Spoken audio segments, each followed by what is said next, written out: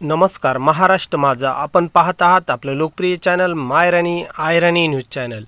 आजच्या बातमीपत्रामध्ये मी आपलं मनापासून स्वागत करत आहे। प्रकाशा येथे पोलीस व सेना दलाचा रूट मार्च लोकसभा निवडणुकीच्या पार्श्वभूमीवर उपक्रम राबवण्यात आला।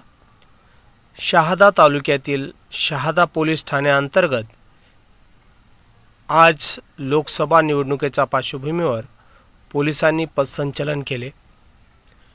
यामध्ये शहादा पोलीस ठाण्याचे अधिकारी व कर्मचारी यांच्यासह CISF व BSF जवानांनी यात सहभाग नोंदवला।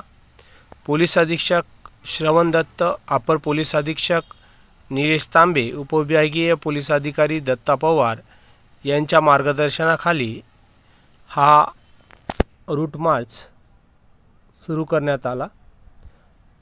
या ठिकाणी उत्कृष्ट पद्धतीने लोकसभा निवडणुकीच्या पार्श्वभूमीवर हा उपक्रम घेण्यात आला आहे। बघ्यांची गर्दी या ठिकाणी रूट मार्च पाहण्यासाठी दिसून आली।